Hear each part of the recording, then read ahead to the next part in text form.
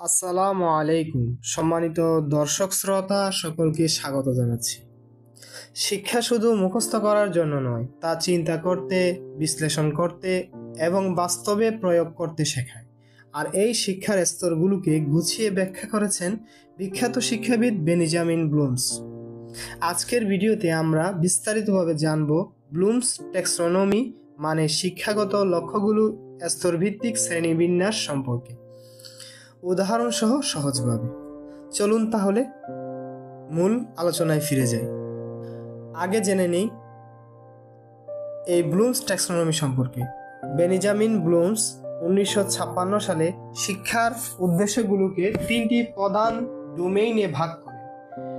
এক হচ্ছে কগনিটিভ অর্থাৎ জ্ঞান ভিত্তিক,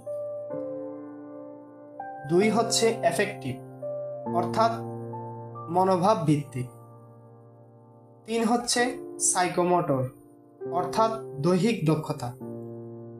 আজ আমরা আলোচনা করব কগনিটিভ ডোমেইন এর 6টি স্তর নিয়ে, যা শিক্ষার ভিত্তি হিসেবে সবচেয়ে বেশি ব্যবহৃত হয়। চলুন তাহলে জেনে নেই। প্রথম হচ্ছে নলেজ, জ্ঞান অর্জন করা। এটি হচ্ছে প্রথম ধাপ। এখানে শিক্ষার্থীরা তথ্য মুখস্থ করে মনে রাখতে শেখে। উদাহরণস্বরূপ, একজন ছাত্র যদি বলতে পারে যে বাংলার স্বাধীনতা 1971 সালে এসেছিল, তবে সে এই ধাপে আছে। মূল ক্রিয়াপদ হচ্ছে রিমেম্বার, রিকল, রিকগনাইজ। দুই হচ্ছে কম্প্রেনশন, বোঝার ক্ষমতা। শুধু তথ্য মনে রাখা নয়, সেটাকে নিজের ভাষায় বোঝানো এই ধাপ। উদাহরণসহ, যদি শিক্ষার্থী নিজের ভাষায় 1971 সালের মুক্তিযুদ্ধ কেন ঘটেছিল তা ব্যাখ্যা করতে পারে, তবে সে বোঝার ধাপে আছে। মূল ক্রিয়াপদ হচ্ছে এক্সপ্লেইন, সামারাইজ এন্ড ডিসক্রাইব। তিন হচ্ছে অ্যাপ্লিকেশন অর্থাৎ প্রয়োগ। শিক্ষার্থীরা শিখে নেওয়ার জ্ঞান বাস্তব জীবনে বা নতুন পরিস্থিতিতে প্রয়োগ করতে শেখে। উদাহরণস্বরূপ, গণিতের সূত্র শিখে যদি কেউ নতুন অঙ্কের সেটা ব্যবহার করে সমাধান করতে পারে, তবে এটি প্রয়োগমূলক ধাপ। মূল ক্রিয়াপদ হচ্ছে ইউজ, সলভ অ্যান্ড অ্যাপ্লাই। চার হচ্ছে অ্যানালাইসিস অর্থাৎ বিশ্লেষণ। এই ধাপে শিক্ষার্থীরা তথ্য ভেঙে দেখে বিভিন্ন অংশ আলাদা করে বিশ্লেষণ করে। উদাহরণস্বরূপ, কোনো গল্পের চরিত্রগুলো কেন এমন কাজ করলো তা বিশ্লেষণ করা। মূল ক্রিয়াপদ হচ্ছে অ্যানালাইজ, কম্পেয়ার অ্যান্ড এক্সামাইন। 5 হচ্ছে সিনথেসিস, সৃষ্টি বা সমন্বয়। এখানে শেখা বিষয়গুলো মিলিয়ে শিক্ষার্থী নতুন কিছু তৈরি করতে শেখে। উদাহরণস্বরূপ, একজন শিক্ষার্থী যদি নিজের মতো করে একটি কবিতা লেখে বা প্রকল্প তৈরি করে, তবে সে এই স্তরে আছে। মূল ক্রিয়াপদ হচ্ছে ক্রিয়েট, ডিজাইন অ্যান্ড কম্পোজ। 6 হচ্ছে এভালুয়েশন অর্থাৎ মূল্যায়ন। সবচেয়ে উচ্চ স্তরের চিন্তা, যেখানে শিক্ষার্থী নিজেই সিদ্ধান্ত নেয় বা বিচার বিশ্লেষণ করে। উদাহরণস্বরূপ, একটি উপন্যাস ভালো না খারাপ তারা যুক্তি দিয়ে বিচার করতে পারে। মূল ক্রিয়াপদ হচ্ছে এখানে ইভালুয়েট, জাস্টিফাই। এই 6 ধাপ শিক্ষার্থীর চিন্তার গভীরতা বাড়ায়। সম্মানিত দর্শক শ্রোতা সকলকে স্বাগত জানাচ্ছি। শিক্ষা শুধু মুখস্থ করা নয়, এটি হৃদয়েরও একটি ব্যাপার। একজন শিক্ষার্থী কিভাবে অনুভব করে, কিভাবে মূল্যবোধ তৈরি করে, তা ঠিক করে তার ব্যক্তিত্ব। আর এই দিকটি নিয়ে কাজ করে বেনিজামিন ব্লুমসের এফেক্টিভ ডোমেইন অর্থাৎ শিক্ষার মনোভাব ভিত্তিক ক্ষেত্র। আজকের ভিডিওতে আমরা আলোচনা করব বেনিজামিন ব্লুমসের ট্যাক্সোনমির এফেক্টিভ ডোমেইন উদাহরণ সহ বিস্তারিত। চলুন তাহলে আলোচনায় ফিরে যাই। এফেক্টিভ ডোমেইন কি? এফেক্টিভ ডোমেইন এমন একটি শিক্ষা ক্ষেত্র যা শিক্ষার্থীর মানসিকতা, মনোভাব, অনুভূতি, মূল্যবোধ, আগ্রহ ও আচরণগত পরিবর্তন নিয়ে কাজ করে। এই ডোমেইনকে 5টি স্তরে ভাগ করা হয়েছে। 1. রিসিভিং, গৃহীত করা, অর্থাৎ শিক্ষার্থী মনোযোগ দিয়ে কিছু শুনছে বা গ্রহণ করছে। উদাহরণস্বরূপ, ক্লাসে শিক্ষক যখন গল্প বলছেন তখন শিক্ষার্থীরা মনোযোগ দিয়ে শুনছে, এটাকে বলে রিসিভিং। ক্রিয়াপদ হচ্ছে লিসেন, অ্যাকনলেজ। শিখন কৌশল: গল্প বলা, ছবি দেখানো, ভিডিও ক্লিপ দেখানো। 2. রেসপন্ডিং, প্রতিক্রিয়া দেওয়া, অর্থাৎ শুধু শুনে না থেকে শিক্ষার্থী কোনো না কোনো প্রতিক্রিয়া জানাচ্ছে। উদাহরণস্বরূপ, শিক্ষক কবিতা পড়ার পর শিক্ষার্থী হাত তুলে বলে, এই কবিতাটা খুব মজার ছিল। ক্রিয়াপদ আনসার, ডিসকাস, পার্টিসিপেট, রিয়েক্ট। শিখন কৌশল হচ্ছে প্রশ্ন উত্তর পর্ব, ছোট দলীয় আলোচনা, ফিডব্যাক চাওয়া। 3 হচ্ছে ভ্যালুইং, মূল্যায়ন বা মূল্যবোধ গঠন, অর্থাৎ শিক্ষার্থী কোনো বিষয়কে গুরুত্ব দিতে শুরু করেছে বা বিশ্বাস করা শুরু করেছে। উদাহরণস্বরূপ, শিক্ষার্থী যদি পরিবেশ রক্ষার গুরুত্ব বোঝে এবং প্লাস্টিক ব্যবহার কমিয়ে দেয়, তবে সে ভ্যালুইং এর স্তরে রয়েছে। এর ক্রিয়াপদ হচ্ছে সাপোর্ট, রেসপেক্ট, অ্যাকসেপ্ট, বিলিভ। শিখন কৌশল হচ্ছে বিতর্ক প্রতিযোগিতা, বাস্তব গল্প শোনানো, মূল্যবোধ ভিত্তিক ভিডিও। 4 হচ্ছে অর্গানাইজেশন, মূল্যবোধের গঠন ও শ্রেণীবিন্যাস, অর্থাৎ শিক্ষার্থী বিভিন্ন মূল্যবোধ গুছিয়ে নিজের বিশ্বাস ও নীতির ভিত্তিতে তৈরি করছে। উদাহরণস্বরূপ, একজন শিক্ষার্থী যদি সিদ্ধান্ত নেয়, আমি সব সময় সত্য পথে চলব কারণ এটা আমার জীবনের নীতি, তবে সে অর্গানাইজেশন এর স্তরে পৌঁছেছে। ক্রিয়াপদ হচ্ছে ইন্টিগ্রেট, অর্গানাইজ অ্যান্ড ফর্মুলেট। শিখন কৌশল হচ্ছে আত্মবিশ্লেষণমূলক অ্যাসাইনমেন্ট, নৈতিক প্রশ্নের ভিত্তিক প্রবন্ধ লেখা।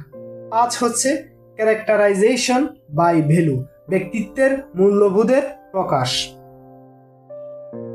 অর্থাৎ শিক্ষার্থীর আচরণ, জীবনধারা ও সিদ্ধান্তে তার মূল্যবোধ গভীরভাবে প্রতিফলিত হচ্ছে।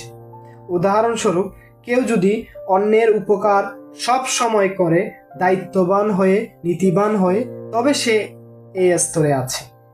এর ক্রিয়াপদ হচ্ছে অ্যাক্ট, ডিসপ্লে, ইনফ্লুয়েন্স, প্র্যাকটিস ইত্যাদি। শিখন কৌশল হচ্ছে সমাজসেবামূলক কাজ করা, চরিত্র গঠনের প্রশিক্ষণ, বাস্তব জীবনে আদর্শ ব্যক্তিত্বের উদাহরণ। শিক্ষার লক্ষ্য শুধু মেধা বাড়ানো নয়, মানুষ হিসেবে গড়ে তোলা, আর সেই লক্ষ্য পূরণে এফেক্টিভ ডোমেইন অপরিহার্য।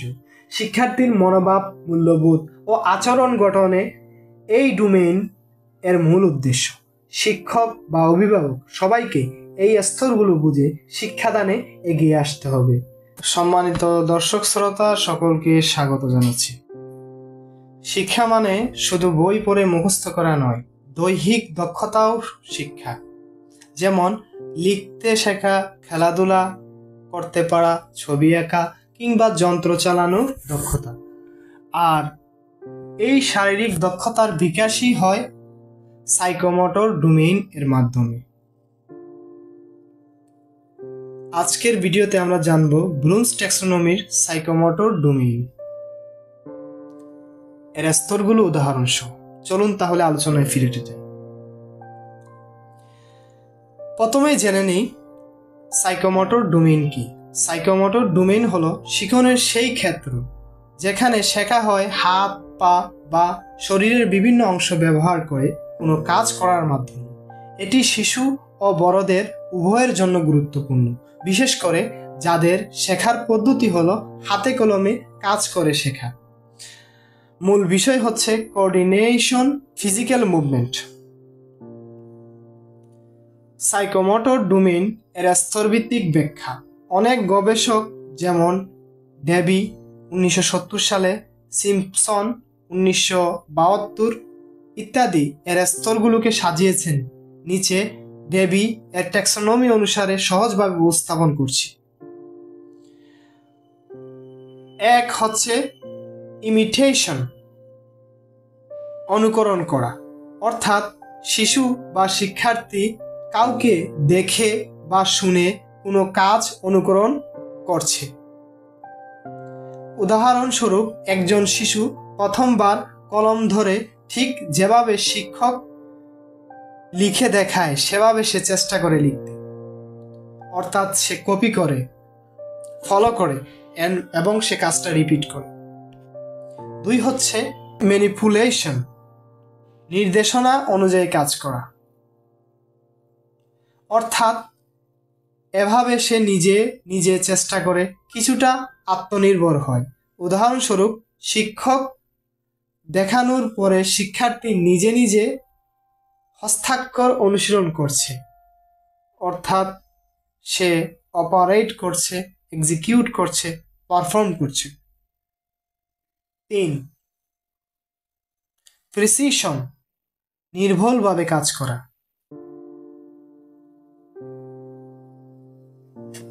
অর্থাৎ কাজটি এখন আরো নিখুঁতভাবে ও আত্মবিশ্বাসের সাথে করতে পারছে।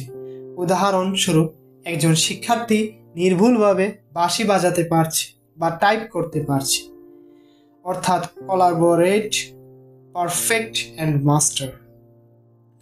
4 হচ্ছে আর্টিকুলেশন,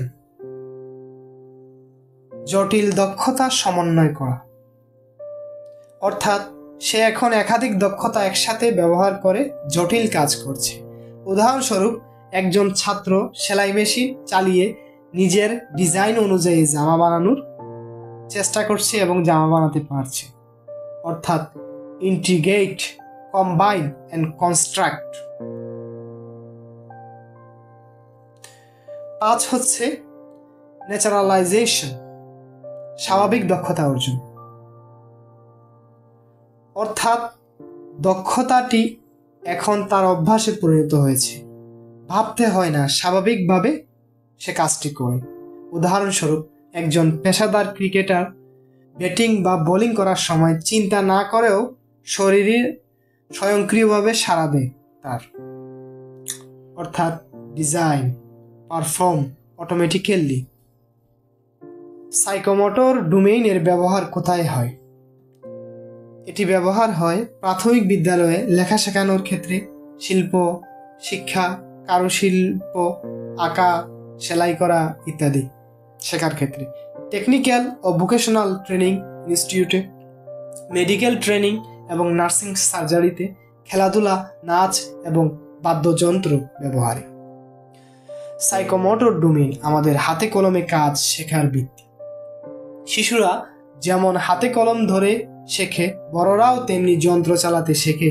সবই আসে এই ক্ষেত্রের মাধ্যমে।